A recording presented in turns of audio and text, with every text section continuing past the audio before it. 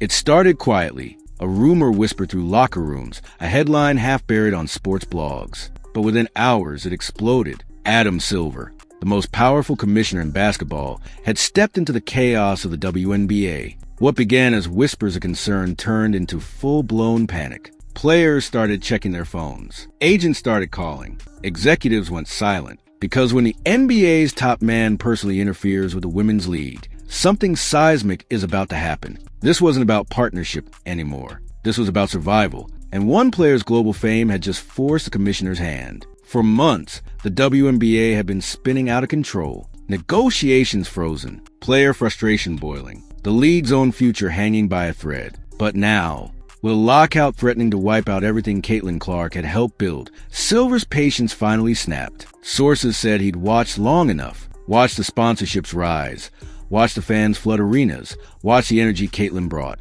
only to see it all teeter on incompetence. The man who oversees billion-dollar empires decided he wasn't going to let a single failed commissioner burn the whole thing down. Inside league offices, the tension was unbearable. Cathy Engelbert, once praised as a face of progress, was now seen as the ghost of failure. Meetings canceled, calls unanswered, and silence that stretched for weeks. Owners stopped defending her. Players stopped trusting her. Even sponsors stopped returning calls. And in that vacuum of leadership, one truth began to echo louder than anything else. Adam Silver was taking control. No one voted. No one announced it. He just did it. Because when a ship is sinking, someone has to grab the wheel. Players could feel the shift before the media even caught on. Some called it intervention. Others called it a rescue mission. And at the center of that rescue was Caitlin Clark, the player who had single-handedly reignited the WNBA's heartbeat. Every sellout, every headline, every highlight reel screamed her name. She was the league's golden light.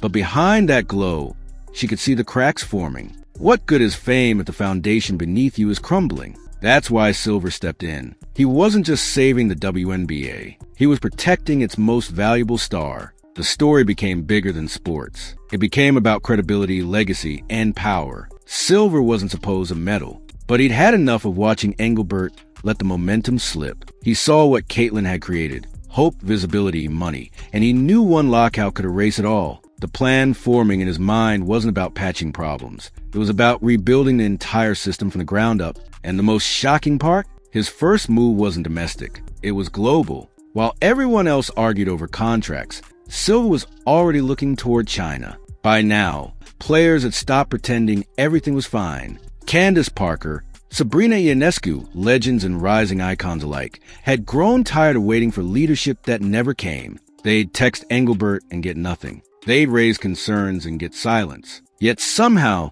every major life moment brought a message from Adam Silver. A baby gift, a congratulatory text, a note of appreciation. That consistency wasn't coincidence. It was leadership, quiet, steady, and human. And in a league starved for communication, Silver's simple gestures became a symbol of the stability everyone else had given up on. The divide between Engelbert and her players had never been clearer. At jersey retirements, she was absent. At celebrations, she was silent. The locker room felt abandoned, the fans confused. And as frustration turned to resentment, the players began comparing notes. Each conversation led back to one shocking truth. They all had better relationships with Adam Silver than their own commissioner. The irony was painful. The NBA's boss was showing more care to WNBA players than the person actually paid to lead them.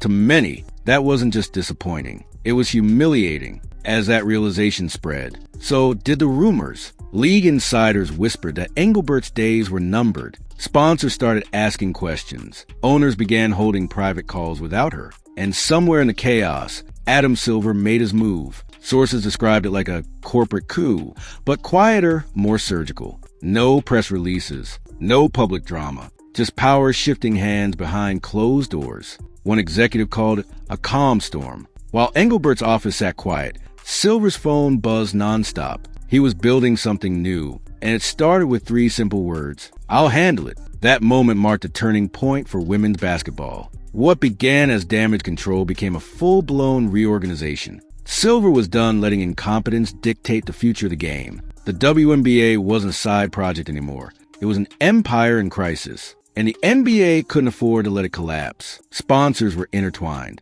Broadcasting deals were shared. Every stumble in the WNBA reflected back on the NBA's image. Silver understood that better than anyone. If Caitlin Clark's success symbolized growth, Engelbert's silence symbolized decay. The contrast couldn't have been sharper or more urgent. Then came the headline that no one saw coming. Adam Silver discusses WNBA expansion into China. Fans thought it was a misprint. It wasn't. During a courtside interview in Macau, Silver casually revealed that he wanted to bring the WNBA overseas, to Macau and mainland China. It sounded insane at first, but the logic was brilliant. While the WNBA's internal politics froze progress at home, Silver saw untapped opportunity abroad. China's basketball audience was massive, larger than the U.S. population, and with Caitlin Clark's fame spreading globally, Silver saw his moment to turn crisis into evolution. The idea wasn't random. It was strategic. Silver knew that international markets could do what domestic management had failed to achieve,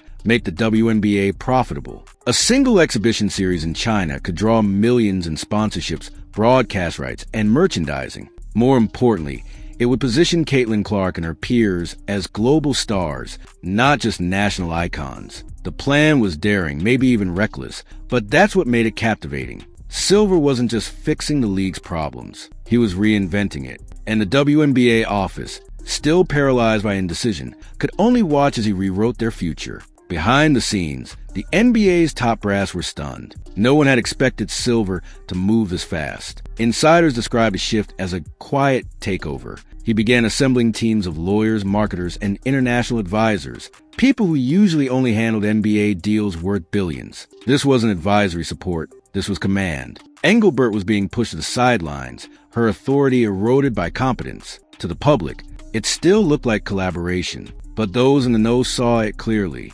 Silver wasn't waiting for permission. He was already running the WNBA, one decision at a time. The power shift didn't go unnoticed. Players began speaking out, not with anger, but relief. Finally, someone was listening. Finally, someone was acting. For the first time in years, there was optimism in the air. Caitlin Clark, once forced to navigate a league trapped in mediocrity, now found herself at the center of a global renaissance. Her name wasn't just filling arenas, it was rewriting history. And while Engelbert clung to her title, the players had already chosen their leader. Silver didn't need a press conference to claim control. The respect of his players said it all. The relationship between Caitlin Clark and Adam Silver became the unofficial heartbeat of this transformation. Silver saw in Clark what the league had been missing, a generational superstar who could unite fans and sponsors alike. And Clark saw in Silver something she'd never seen before in WNBA leadership, accountability. While Engelbert hid behind emails, Silver showed up. He didn't need to shout. His actions spoke for him. Every time he praised the women's game, fans listened. Every time he hinted at expansion, headlines followed. Slowly, methodically, the narrative began to shift. The WNBA was back under new management, but with every step forward, the drama deepened. Engelbert's silence became deafening. The commissioner who once promised transformation had become invisible. Players began calling it the ghost regime. Union reps privately admitted they no longer trusted her office. Meanwhile, Silver's team was already negotiating media packages, sponsorship deals, and international appearances. He wasn't waiting for bureaucracy to catch up. He was building momentum in real time. It was ruthless, efficient, and undeniably effective. For the first time in decades, the WNBA wasn't reacting to problems. It was being led by someone who actually knew how to win. That leadership style was contagious. Owners who'd once been skeptical were suddenly re-engaged. They saw the bigger picture, a global league with international investment. Sponsors began returning calls. Networks began renegotiating contracts. Even the players, long jaded by broken promises, started to believe again. Silver didn't just bring stability. He brought hope. Caitlin Clark's journey had proven that visibility could change everything. Now, under Silver's plan, that visibility was going global. The idea of a WNBA game in China wasn't just logistics. It was symbolism. It told every player, you're finally being treated like professionals. The timing couldn't have been more critical. The WNBA was riding unprecedented momentum, record attendance, record viewership, record engagement. Caitlin Clark was everywhere, talk shows, endorsements, and documentaries. The league had finally found its mainstream moment. but behind the glitz was fear. One wrong move could send it all crashing down. Silver knew it. The sponsors knew it. And Engelbert? She couldn't even be reached for comment. Her absence had become the story. Every day she stayed silent. Silver's shadow grew larger. By now, fans weren't asking who led the WNBA. They were asking why she still did. Silver's next move shocked even insiders. He planned to personally attend the next round of CBA negotiations. That had never happened before. The NBA commissioner stepping into WNBA labor talks? Unheard of. But Silver didn't care about protocol. He cared about results. His message was clear. No lockout, no excuses. He wanted the deal signed, sealed, and stable before chaos could strike. The players, exhausted from years of dead ends, welcomed him with open arms. For once, the person in charge wasn't just talking about progress. He was physically showing up to make it happen. Every action Silver took was calculated. Publicly, he downplayed the power shift. Privately, he was assembling a rescue operation. Engelbert was still technically in charge, but functionally irrelevant. Silver didn't fire her. He didn't have to. He simply outperformed her. The contrast became impossible to ignore. While Engelbert gave speeches about empowerment, Silver was empowering people. While she promised change, he delivered it. And with every quiet win, players began aligning themselves under his leadership. To them, it wasn't rebellion. It was common sense. The league had finally found a leader who didn't just talk about growth. He lived it. Meanwhile, Caitlin Clark stood at the center of it all, both symbol and catalyst. Her success had forced the world to pay attention. Her popularity had made sponsors reevaluate their priorities. And now, her name was being mentioned in the same breath as international expansion. Imagine it. Caitlin Clark playing in front of packed arenas in China, representing not just a team, but an entire movement. Silver's plan gave her that possibility. It gave the league that possibility. Suddenly, what once felt like fantasy, women's basketball as a global phenomenon, started to feel inevitable. The irony of it all was impossible to ignore. The woman meant to lead the WNBA into a new era had vanished, while the man leading another league entirely had become its savior. It wasn't supposed to happen this way. But in sports, leadership isn't about titles. It's about presence. And Adam Silver's presence was unmistakable. Every time he spoke, the tone shifted. Every time he appeared courtside, the cameras followed. He had turned a potential disaster into a story of redemption. For the first time in years, fans weren't rolling their eyes at the WNBA. They were watching intently behind closed doors. The owners couldn't hide their relief. They waited months for someone to bring order back. Silver was that order. His track record spoke for itself. Expanding the NBA globally, navigating political backlash, surviving billion-dollar crises. Compared to that, fixing the WNBA looked easy. But it wasn't just about business. It was personal. Silver believed in women's basketball, not as a charity project, but as a product worth fighting for. Caitlin Clark's rise had proven there was an audience. Now he was determined to build the infrastructure to support it. The message was simple.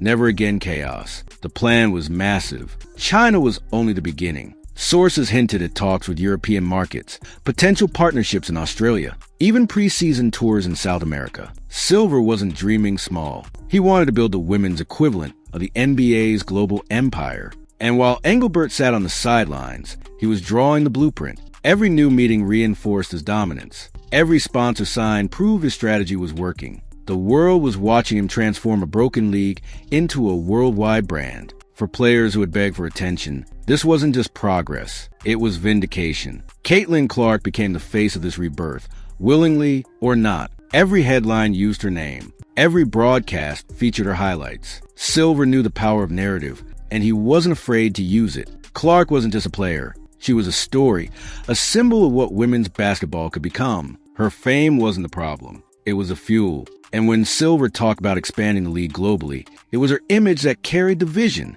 She had become the living embodiment of what happens when talent meets opportunity. And finally, the infrastructure was catching up, but for all the optimism, there was still an undercurrent of tension. Some feared that Silver's involvement meant the NBA would overshadow the WNBA entirely. Others whispered that Engelbert's quiet removal was undemocratic. Yet, for most players and fans, those concerns felt small compared to the relief of progress. For the first time in years, the WNBA had direction. It had energy. It had leadership.